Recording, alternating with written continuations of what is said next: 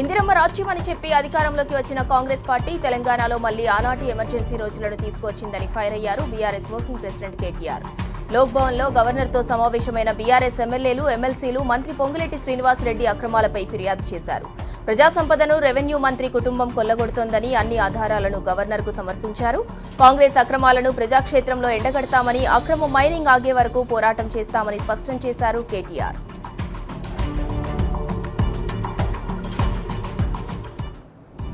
ఎన్నికల సందర్భంగా నిషేధిత జాబితాలోని భూములను తొలగిస్తామని చెప్పిన రేవంత్ సర్కార్ అధికారంలోకి వచ్చాక తమకు నచ్చిన భూములను నిషేధిత జాబితాలోకి చేర్చి కాజేయడానికి కుట్ర చేస్తోందని బీఆర్ఎస్ వర్కింగ్ ప్రెసిడెంట్ కేటీఆర్ ఆగ్రహం వ్యక్తం చేశారు. అధికారాన్ని అడ్డం పెట్టుకుని మంత్రి పొంగులేటి శ్రీనివాసరెడ్డి భూదందాకు తెరలేపారని ఆయన ఫైర్ అయ్యారు. రంగారెడ్డి జిల్లా వట్టినాగులపల్లిలో సతీష్ షాకు చెందిన భూమిని కొట్టేయడానికి బరితెగించారని మండిపడ్డారు. తమ భూమిలోకి వెళ్లటానికి దారి ఇవ్వకపోతే అదే భూమిలో సజీవ సమాధి చేస్తామని బాధితులను మంత్రి పొంగులేటి బెదిరించారన్నారు. మంత్రి పొంగులేటి భూ కబ్జా బాధితులను బీఆర్ఎస్ ఎమ్మెల్యేలు కలిశారు. కేటీఆర్, హరీష్ రావుతో పాటు బీఆర్ఎస్ ఎమ్మెల్యేల బృందం రంగారెడ్డి జిల్లా వట్టినాగులపల్లిలోని భూ బాధితులను పరామర్శించారు. పొంగులేటి కుమారుడు హర్షారెడ్డి భూ కబ్జాలకు వ్యతిరేకంగా బీఆర్ఎస్ పోరాడుతుందని భరోసా ఇచ్చారు. కబ్జాకు గురైన భూములను పరిశీలించి బాధితులకు అండగా ఉంటామని హామీ ఇచ్చారు కేటీఆర్.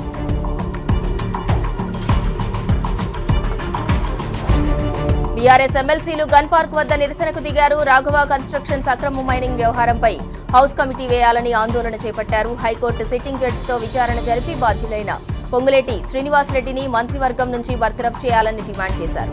ఈ మేరకు బీఆర్ఎస్ ఎమ్మెల్సీలు గన్ పార్క్ వద్ద ప్లకార్డులతో నిరసన తెలిపారు. పొంగులేటి కాదు, పొంగు లూటి అంటూ నినాదాలు చేశారు.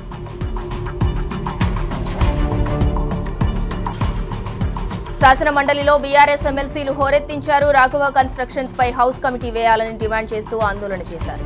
ప్రభుత్వ వ్యతిరేక నినాదాలతో శాసన మండలి మార్మోగింది. ఇదేమి రాజ్యం, దొంగల రాజ్యం, దోపిడీ రాజ్యం అంటూ బీఆర్ఎస్ ఎమ్మెల్సీలు నినదించారు.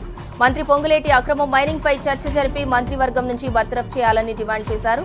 ప్లకార్డులు పట్టుకుని సభ్యులు నిరసన తెలిపారు. శాసన మండలి పోడియం వద్దకు చేరుకుని నిరసన తెలిపారు బీఆర్ఎస్ ఎమ్మెల్సీలు.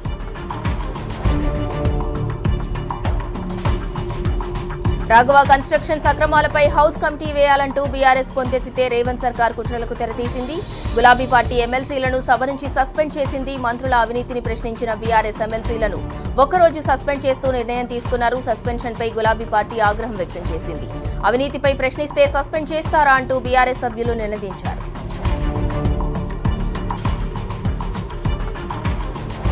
కేరళ ఎన్నికల ఫండ్ కోసం తెలంగాణలో కాంగ్రెస్ పార్టీ పెద్ద ఎత్తున దోపిడీకి పాల్పడుతోంది. రేవంత్ ప్రభుత్వంపై ఎమ్మెల్సీ దేశపతి శ్రీనివాస్ విరుచుకుపడ్డారు. మంత్రి పొంగులేటి అక్రమ మైనింగ్ దోపిడీని పక్కా ఆధారాలను సభ ముందుంచినట్లు తెలిపారు. దానిపై సమాధానం చెప్పకుండా నిజాలు బయటపడతాయనే భయంతో సభ నుంచి బీఆర్ఎస్ సభ్యులను సస్పెండ్ చేయడం పిరికిపంద చర్యగా అభివర్ణించారు. రాష్ట్రంలో ఉత్తర తెలంగాణ అంతర్భాగం కాదా? ఉత్తర తెలంగాణను సస్యశ్యామలం చేసే ప్రాణహిత నీటిని ఒడిసి పట్టడంపై ప్రభుత్వానికి నిర్లక్ష్యం ఎందుకు? రాహుల్ గాంధీ మేనిఫెస్టోలో ప్రకటించిన తొమ్మిడిహట్టి నిర్మాణం చేపట్టరా? మేడిగడ్డ బ్యారాజ్ను పునరుద్ధరించకపోవటం వెనుక మర్మమేంటి అంటూ కాంగ్రెస్ సర్కార్పై మాజీ మంత్రి టి జీవన్ రెడ్డి ప్రశ్నల వర్షం కురిపించారు. సీఎం రేవంత్ రెడ్డి కొడంగల్ ఎత్తిపోతల పథకం కోసం 1100 కోట్లు కేటాయిస్తే తొమ్మిడిహట్టికి 52 కోట్ల కేటాయింపు వివక్ష కాదా అని నిలదీశారు.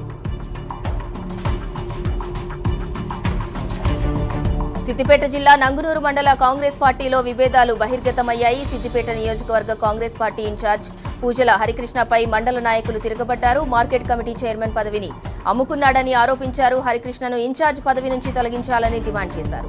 ఈ సందర్భంగా హరికృష్ణ చిత్రపటాన్ని దగ్ధం చేసి నిరసన వ్యక్తం చేశారు.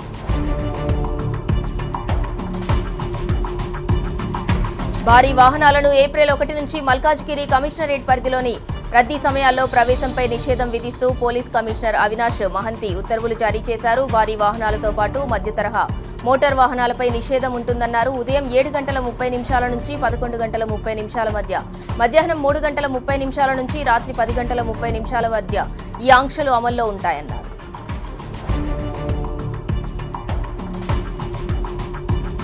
వచ్చే విద్యా సంవత్సరంలో ఇంటర్మీడియట్ కాలేజీలను 224 పనిదినాల పాటు నడపాలని ఇంటర్ బోర్డు ఆదేశించింది. ఈ విద్యా సంవత్సరంలో 226 పనిదినాలుండగా వచ్చే సంవత్సరానికి 224 పనిదినాలు ఖరారు చేసింది. కాలేజీలు జూన్ 1న పునః ప్రారంభమవుతాయని, అదే రోజు నుంచి ఫస్ట్ ఇయర్, సెకండ్ ఇయర్ విద్యార్థులకు తరగతులు ప్రారంభమవుతాయని ఇంటర్ బోర్డు వెల్లడించింది.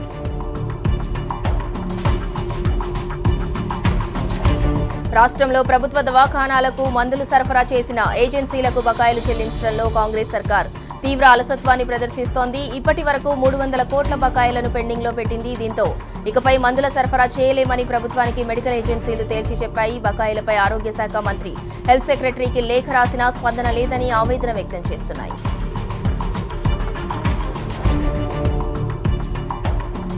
ప్రశ్నిస్తున్న ప్రతిపక్షాల గొంతు నొక్కేందుకే CM Revanth Reddy hate speech bill తెచ్చారని BRS social media convener Y Satish Reddy విమర్శించారు. ఓవైపు రాహుల్ గాంధీ ప్రజాస్వామ్య పరిరక్షణ జపం చేస్తుంటే రేవంత్ రెడ్డి మాత్రం ప్రజల హక్కుల హననానికి ఒడిగడుతున్నారని ధ్వజమెత్తారు. అసెంబ్లీ ఎన్నికల ముందు ప్రజాపాలన తీసుకొస్తామని గొప్పలు చెప్పిన రేవంత్ రెడ్డి ఆంక్షల పాలన తెచ్చారని దుయ్యబట్టారు.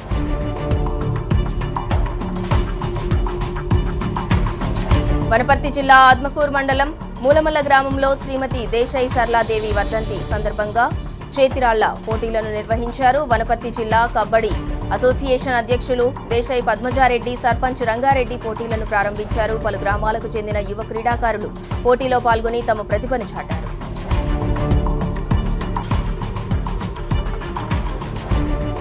కేంద్ర సాయుధ పోలీసు బలగాలు దేశ అంతర్గత భద్రతకు వెన్నెముక వంటి వారన్నారు రాజ్యసభ సభ్యులు వద్దిరాజు రవిచంద్ర. కేంద్ర సాయుధ పోలీస్ బలగాల సాధారణ పరిపాలనా బిల్లు 2026పై రాజ్యసభలో జరిగిన చర్చ సందర్భంగా వద్దిరాజు రవిచంద్ర ప్రసంగించారు. తెలంగాణ రాష్ట్ర అనుభవాన్ని ఉదాహరణగా చూపిస్తూ తమ తొలి ముఖ్యమంత్రి కల్వకుంట్ల చంద్రశేఖరరావు పాలనలో భద్రతా వ్యవస్థను ఆధునీకరించడానికి తీసుకున్న చర్యలను వివరించారు. ములుగు జిల్లా ఏటూరు నాగారంలో అకాల వర్షం బీభత్సం సృష్టించింది. 15 నిమిషాల పాటు ఉరుములు మెరుపులతో కూడిన గాలివానకు పంటలతో పాటు తోటలకు భారీ నష్టం జరిగింది. వరంగల్ ఏటూరు నాగారం రహదారిపై భారీ వృక్షం నేలకూలింది. దీంతో భారీగా ట్రాఫిక్ జామ్ ఏర్పడింది.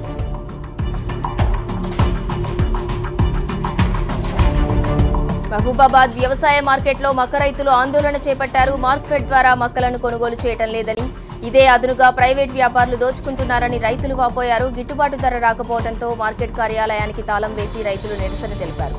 దీంతో మార్కెట్లో కొనుగోలు నిలిచిపోయాయి.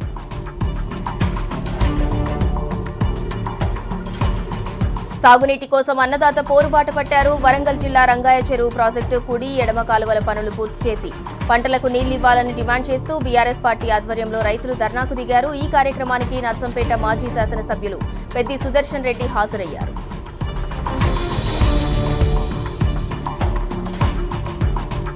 తెలంగాణ ఉద్యమకారులకు ప్రభుత్వం ఇచ్చిన హామీలను నెరవేర్చాలని ఉద్యమకారుల ఫోరం డిమాండ్ చేసింది. ఈ నేపథ్యంలో చలో అసెంబ్లీకి పిలుపునిచ్చిన తెలంగాణ ఉద్యమకారుల ఫోరం ప్రతినిధులను పోలీసులు ఎక్కడికక్కడ అదుపులోకి తీసుకున్నారు. సూర్యాపేట, హుజూర్ నగర్, గరిడేపల్లి, మిర్యాలగూడ, తుంగతుర్తిలో పెద్ద సంఖ్యలో ఉద్యమకారులను ముందస్తు అరెస్ట్ చేశారు.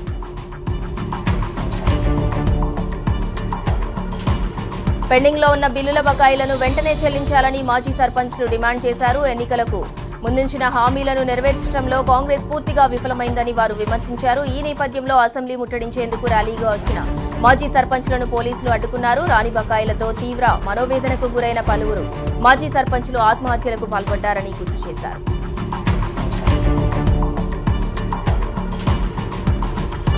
ఏళ్ల తరబడి పెండింగ్లో ఉన్న బిల్లులను వెంటనే విడుదల చేయాలని తెలంగాణ రాష్ట్ర మాజీ సర్పంచ్ల సంఘం జేఏసీ అధ్యక్షులు సుర్వి యాదయ్య గౌడ్ డిమాండ్ చేశారు. నిధులు విడుదల చేయకుండా ప్రభుత్వం తమపై కక్ష సాధింపు చర్యలకు పాల్పడుతోందని అన్నారు. కాంగ్రెస్ ప్రభుత్వం అధికారంలోకి వచ్చి సంవత్సరాలు గడుస్తున్నా పెండింగ్ బిల్లులు చెల్లించకుండా నిర్లక్ష్యం చేస్తోందన్నారు.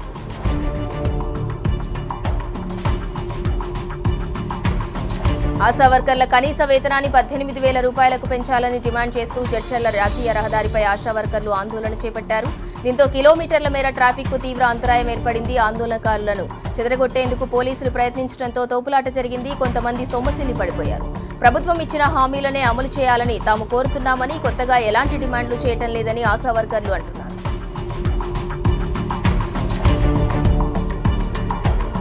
జోగులాంబ గద్వాల ఆసుపత్రి ముందు ఆశా వర్కర్లు బైఠాయించి నిరసన వ్యక్తం చేశారు. అసెంబ్లీ ముట్టడికి వెళ్తున్న ఆశా వర్కర్లపై జరిగిన లాఠీచార్జికి వ్యతిరేకంగా ఆందోళన చేపట్టారు. శాంతియుతంగా హక్కుల కోసం పోరాడుతున్న వారిపై లాఠీచార్జ్ చేయడం ఏంటని ఆగ్రహం వ్యక్తం చేశారు. నిరసన కారణంగా గద్వాల్ ప్రభుత్వ జిల్లా ఆసుపత్రి ముందు సర్కిల్ రోడ్డుపై రాకపోకలకు తీవ్ర అంతరాయం కలిగింది.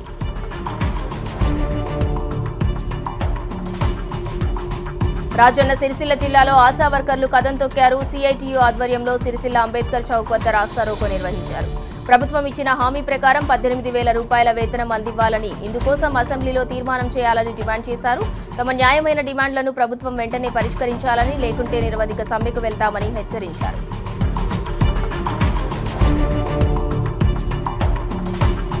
రోజులు గడుస్తున్నా గ్యాస్ కష్టాలు మాత్రం తీరటం లేదు. ఖమ్మం జిల్లా వైరాలో సకాలంలో సిలిండర్లు రావటం లేదని వినియోగదారులు ఆగ్రహం వ్యక్తం చేశారు. గ్యాస్ గోడౌన్ వద్ద ఆందోళనకు దిగారు. అనంతరం ప్రభుత్వానికి వ్యతిరేకంగా నినాదాలు చేస్తూ వైరా జగ్గయ్యపేట జాతీయ రహదారిపై రాస్తారోకో నిర్వహించారు. దీంతో భారీగా ట్రాఫిక్ జామ్ ఏర్పడింది.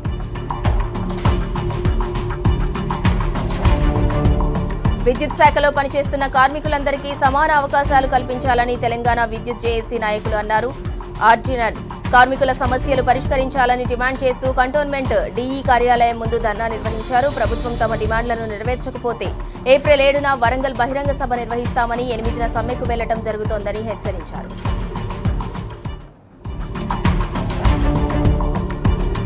కాంగ్రెస్ తమకు ఇచ్చిన హామీలను అమలు చేయాలని కోరుతూ తెలంగాణ ఉద్యమకారుల వేదిక నాయకులు పెద్దపల్లి జిల్లా ఎన్టీపీసీలోని నరసాలపల్లి రోడ్లోని వాటర్ ట్యాంక్ ఎక్కారు. తెలంగాణ ఉద్యమకారుల వేదిక రాష్ట్ర ఉపాధ్యక్షుడు తోడేటి శంకర్ గౌడ్, పెద్దపల్లి జిల్లా ప్రధాన కార్యదర్శి బొల్లాల మల్లేశం, ఉపాధ్యక్షుడు పొన్నం విజయ్ గౌడ్ 2 గంటల పాటు ట్యాంక్పై నిరసన తెలిపారు. ఎన్టీపీసీ ఎస్ఐ ఉదయ్ కిరణ్ వారితో మాట్లాడి సమస్యను ప్రభుత్వ దృష్టికి తీసుకెళ్తామని హామీ ఇచ్చి ఉద్యమకారులను పోలీసుల సాయంతో కిందికి దింపారు. కొత్తగూడెం ఏరియా జీఎం ఆఫీస్ ముందు మెడికల్ బోర్డు నిర్వహించాలని టీబీజీకేఎస్ వైస్ ప్రెసిడెంట్ గడప రాజయ్య, ముఖ్య ప్రధాన కార్యదర్శి కాపుకృష్ణ ఆధ్వర్యంలో ధర్నా నిర్వహించారు. గత సంవత్సర కాలంగా మెడికల్ బోర్డు కోసం ఎదురు చూస్తున్న 2,000కు పైగా కార్మికులకు న్యాయం చేయాలని డిమాండ్ చేశారు. అనంతరం జీఎం సాలం రాజుకు మెమొరాండం అందజేశారు.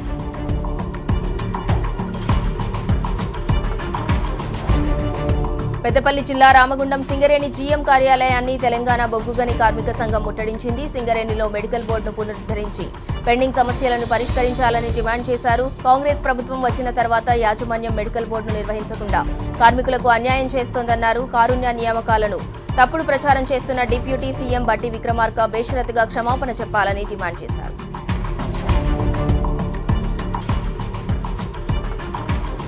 రాష్ట్ర వ్యాప్తంగా సామాజిక, ఆర్థిక, విద్య, ఉపాధి, రాజకీయ కుల సర్వే నిర్వహించి 16 నెలలైనా తమకు ఇంకా పారితోషికం ఇవ్వలేదంటూ ఎన్యూమరేటర్లు ఆందోళనకు దిగారు. పెండింగ్ పారితోషికాన్ని విడుదల చేయాలని డిమాండ్ చేస్తూ ఇప్పటికే అర్ధగణాంకాల శాఖ కార్యాలయం ఎదుట ధర్నా నిర్వహించారు. అయినా ప్రభుత్వం స్పందించకపోవడంతో సచివాలయం ఎదుట మౌన దీక్ష నిర్వహించి నిరసన తెలిపారు.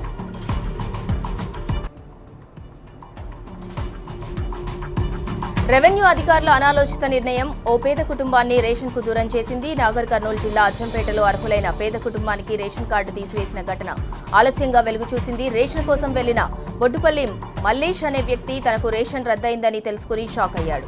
వెంటనే మీ సేవకు వెళ్లి విచారించగా తన కూతురికి ఆర్టీసీలో ఉద్యోగం ఉన్నట్టు తప్పుగా నమోదు చేసినట్లు తేలిందన్నారు. జరిగిన తప్పును సరిదిద్ది తమకు రేషన్ కార్డును పునరుద్ధరించాలని బాధితుడు కోరుతున్నాడు.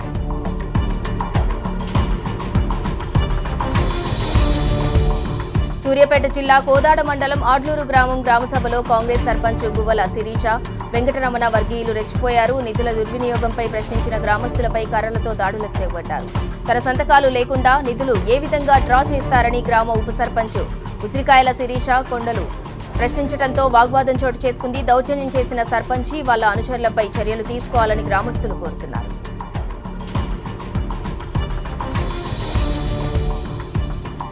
మెహదీపట్నంలో అక్రమ ఐస్ క్రీం యూనిట్ పై టాస్క్ ఫోర్స్ గోల్కొండ జోన్ అధికారులు దాడి చేశారు. ఈ సందర్భంగా అసురక్షిత వాతావరణంలో హానికర రసాయనాలతో తయారు చేస్తున్న ఐస్ క్రీం, లస్సీలను స్వాధీనం చేసుకుని 5,44,000 విలువైన తయారీ యంత్రాలను సీజ్ చేసినట్టు తెలిపారు. ఐస్ క్రీం కంపెనీ నిర్వహిస్తున్న అహ్మద్ నగర్ కు చెందిన సయ్యద్ ముషరఫుద్దీన్ ను అదుపులోకి తీసుకుని పోలీసులకు అప్పగించారు.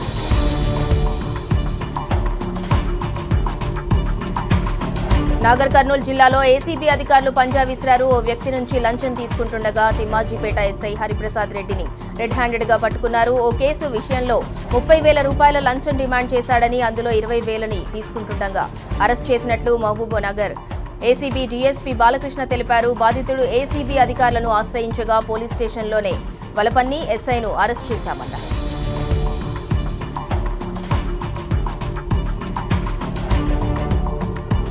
నాగర్ కర్నూలు జిల్లాలో తిమ్మాజీపేట ఎస్ఐ హరిప్రసాద్ రెడ్డిని ఏసీబీ అధికారులు అరెస్ట్ చేయడంతో తిమ్మాజీపేటలో స్థానికులు సంబరాలు చేసుకున్నారు. అంబేద్కర్ చౌరస్తాలో టపాకాయలు కాల్చి ఆనందం వ్యక్తం చేశారు ఎస్ఐ బాధితులు.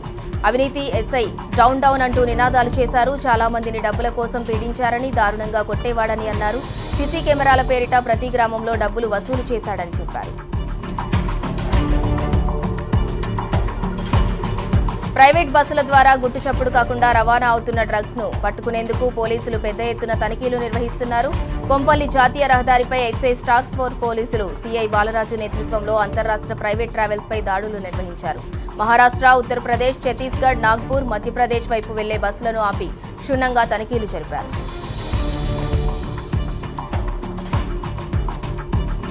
ప్రైవేటు చిట్ ఫండ్ల మోసాలు సర్వసాధారణంగా మారాయి. కాయకష్టం చేసి కోటి ఆశలతో కూడబట్టుకున్న సొమ్మును కాజేస్తున్నారు. సరిగ్గా ఇలాంటి సంఘటనే పెద్దపల్లి జిల్లా కేంద్రంలో జరిగింది. అక్షర చిట్ ఫండ్ నిర్వాహకులు ఫిక్స్డ్ డిపాజిట్లు, చిట్టీల పేరుతో కోట్ల రూపాయలు కాజేశారు. బాధితులు పోలీసులకు ఫిర్యాదు చేశారు. దాంతో కేసు నమోదు చేసి దర్యాప్తు జరుగుతుంది.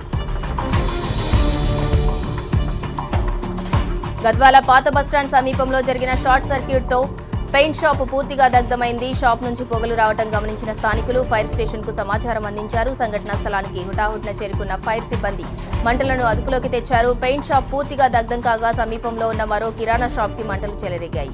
నష్టపరిహారం అంచనా వేయాల్సి ఉంది.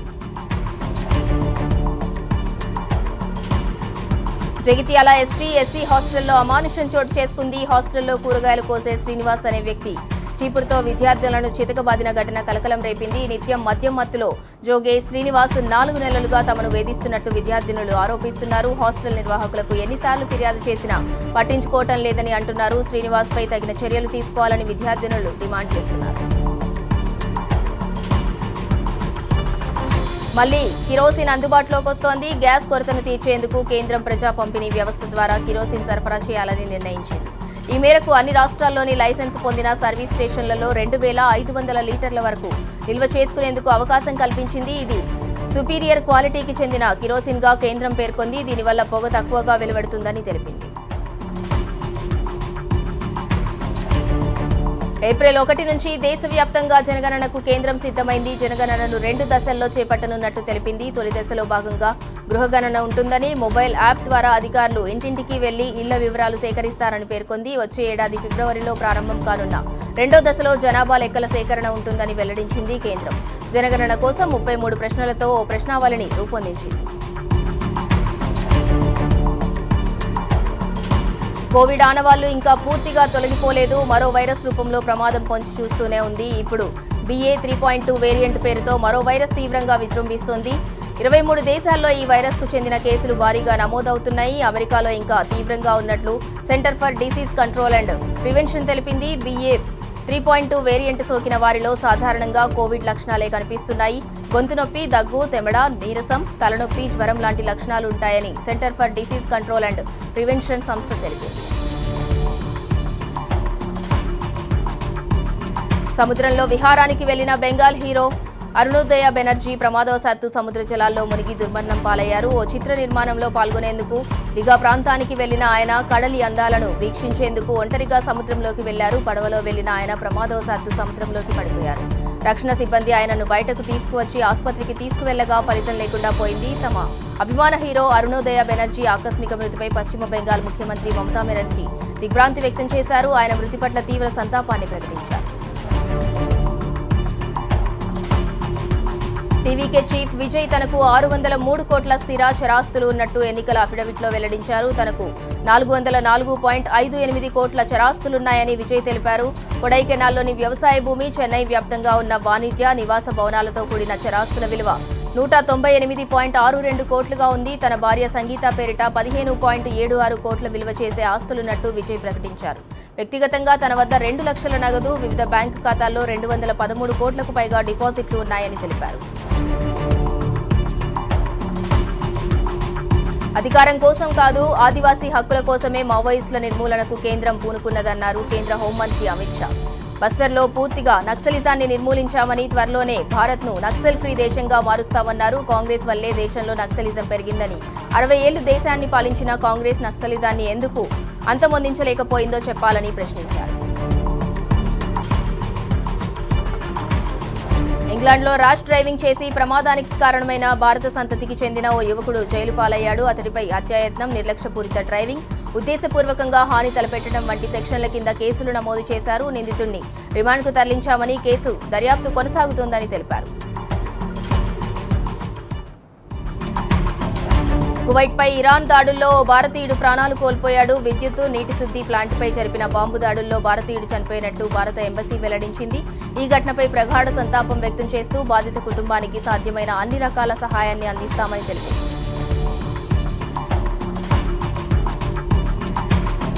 హార్మూజ్ జలసంధి తెరుచుకోకపోతే ఇరాన్కు చెందిన కీలక మౌలిక సదుపాయాలపై అమెరికా భారీ దాడులు జరుపుతోందని అమెరికా అధ్యక్షుడు డొనాల్డ్ ట్రంప్ హెచ్చరించారు. ఇరాన్లో హేతుబద్ధమైన పాలనతో జరుపుతున్న చర్చల్లో గొప్ప పురోగతి ఉందని, త్వరలోనే ఒప్పందం కుదరవచ్చని ట్రంప్ పేర్కొన్నారు. ఒప్పందం కుదరకపోతే ఇరాన్కు చెందిన విద్యుత్ ఉత్పాదన కేంద్రాలు, చమురు బావులు, కర్గ్ ద్వీపాన్ని అమెరికా పూర్తిగా ధ్వంసం చేస్తోందని ఆయన హెచ్చరించారు. పాకిస్తాన్ మధ్యవర్తిత్వం ద్వారా వచ్చే సలహాలను పాటించబోమని ఇరాన్ స్పష్టం చేసింది. పశ్చిమాసియాలో ఉద్రిక్తతలు తగ్గించాలని తమపై ఒత్తిడి పెరిగినప్పటికీ ఆ తరహా మధ్యవర్తిత్వ చర్చల్లో తాము పాల్గొనబోమని వెల్లడించింది. ఈ మేరకు ముంబైలోని ఇరాన్ కాన్సులేట్ జనరల్, ఇరాన్ విదేశాంగ శాఖ అధికార ప్రతినిధి ఒక ప్రకటన విడుదల చేశారు. తాము అమెరికాతో ప్రత్యక్ష చర్చలు జరపబోమని తెలిపారు. పశ్చిమాసియాలో ఉద్రిక్తతలు అంతకంతకు పెరుగుతున్నాయి. అమెరికా తగ్గినా ఇరాన్, ఇజ్రాయెల్ మాత్రం వెనక్కి తగ్గట్లేదు. ఇరాన్లోని తబ్రీజ్ పెట్రోకెమికల్ ప్లాంట్పై ఇజ్రాయెల్ దాడులకు ఇరాన్ ధీటుగా కౌంటర్ ఇచ్చింది. ఇజ్రాయెల్లోని ఎనర్జీ ప్లాంట్లపై అతి ముఖ్యమైన హైఫా ఆయిల్ రిఫైనరీ బాలిస్టిక్ మిసైల్తో దాడి చేసింది. ఈ దాడిలో ఇరు దేశాల మధ్య ఉద్రిక్తతలు మరింత పెరిగే ఛాన్స్ ఉంది. పశ్చిమాసియాకు యుఎస్ భారీగా బలగాలను తరలిస్తోంది. ఇప్పటికే 50,000 మందికి పైగా యుఎస్ సేనలు ఇరాన్ ముంగిట్లో కాపు కాస్తున్నారు. మరో 3,500 మంది గల్ఫ్ తీరాలకు చేరుకున్నారు. వీరికి తోడు అదనంగా 10,000 మంది సైనికులను మిడిల్ ఈస్ట్కు వెళ్లాలని ఆదేశాలు జారీ చేసింది పెంటగాన్. వీరంతా ట్రంప్ ఆదేశాలు రాగానే ఇరాన్ ప్రధాన భూభాగంతో పాటు కర్గ్ ద్వీపంపై దాడులు చేసేందుకు రెడీగా ఉన్నట్లు సమాచారం. అమెరికా, ఇజ్రాయెల్, ఇరాన్ మధ్య భీకర దాడులు కొనసాగుతూనే ఉన్నాయి. ఇరాన్లోని విద్యా సంస్థలు, యూనివర్సిటీలపై క్షిపణులతో యుఎస్, ఐడిఎఫ్ బలగాలు విరుచుకుపడుతున్నాయి. ఈ నేపథ్యంలో ఇరు దేశాలను తీవ్రంగా హెచ్చరించింది ఇరాన్. పశ్చిమాసియాలో ఉన్న అమెరికా, ఇజ్రాయెల్ అనుబంధ విశ్వవిద్యాలయాలను టార్గెట్ చేస్తామని వార్నింగ్ ఇచ్చింది. విద్యార్థులు, సిబ్బంది, సమీప నివాసితులు ఆ ప్రాంతాలను ఖాళీ చేయాలని హెచ్చరించింది.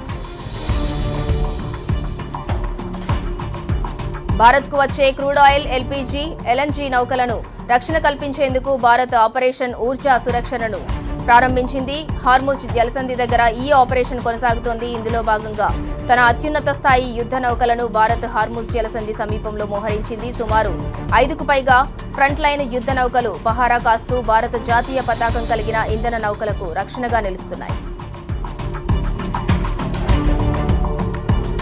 16 ఏళ్లలోపు పిల్లలు సోషల్ మీడియా వాడకంపై ఇండోనేషియా నిషేధం విధించింది. ఈ మేరకు రూపొందించిన చట్టం అమల్లోకి తెచ్చింది. ఈ తరహా నిషేధం విధించిన తొలి ఆగ్నేయాసియా దేశంగా నిలిచింది. అన్ని సామాజిక మాధ్యమ కంపెనీలు చట్ట నిబంధనలు పూర్తిగా అమలు చేసే వరకు పర్యవేక్షిస్తామని ఇండోనేషియా ప్రభుత్వం స్పష్టం చేసింది. ఈ చట్టం అమలుపై ఇండోనేషియా పిల్లల్లో మిశ్రమ స్పందన వ్యక్తం కాగా, తల్లిదండ్రులు మాత్రం సంతోషం వ్యక్తం చేస్తున్నారు. ఓవైపు పాకిస్తాన్ దాడులు, మరోవైపు ఎడతెగని వర్షాలు ఆఫ్ఘనిస్తాన్ను అతలాకుతలం చేస్తున్నాయి. ఎడతెరిపి లేకుండా పడుతున్న వానలతో పశ్చిమ, మధ్య, వాయువ్య ప్రాంతాల్లోని 34 ప్రావిన్స్లో జనజీవనం స్తంభించింది. వర్షాలు, వరదలతో కొండచర్యలు విరిగిపడి 20 మంది మృతి చెందగా మరో 25 మంది తీవ్రంగా గాయపడ్డారు. పలువురు గల్లంతయ్యారు. ముంపు ప్రాంతాల్లో సహాయక చర్యలు కొనసాగుతున్నాయి. అయితే మృతుల సంఖ్య మరింత పెరిగే అవకాశాలున్నట్లు తెలుస్తోంది. వరదల తాకిడికి వందలాది ఇళ్లు దెబ్బతిన్నాయి. దేశీయ స్టాక్ మార్కెట్ల నష్టాల పరంపర కొనసాగుతుంది. బ్యాంకింగ్, ఐటీ, ఆటోమొబైల్ షేర్లు పతనమయ్యాయి. సెన్సెక్స్ 1636 పాయింట్ల నష్టంతో 71,947 వద్ద ముగిసింది. అయితే ఇక నిఫ్టీ 488 పాయింట్ల నష్టంతో 22,331 వద్ద స్థిరపడింది. స్టాక్ మార్కెట్ల భారీ పతనంతో లక్షల కోట్ల మదుపర్ల సంపద హారతి కర్పూరంలా కరిగిపోయింది. వరుసగా 2 రోజుల్లో మదుపర్లు 18.60 లక్షల కోట్ల సంపదను కోల్పోయారు. పశ్చిమాసియాలో నెలకొన్న ఉద్రిక్త పరిస్థితుల కారణంగా గత కొన్ని రోజులుగా తగ్గుతూ వచ్చిన బంగారం, వెండి ధరలు మళ్లీ పుంజుకున్నాయి. కిలో వెండి ఏకంగా 2.37 లక్షలకు చేరుకోగా బంగారం 1.51 లక్షల మార్కును అధిగమించింది. బులియన్ మార్కెట్ ముగిసే సమయానికి కిలో వెండి 7,000 పెరిగి 2.37 లక్షలకు చేరుకుంది. అలాగే 99.9% స్వచ్ఛత కలిగిన 10 గ్రాముల గోల్డ్ ధర 3,700 పెరిగి 1,51,500 పలికింది.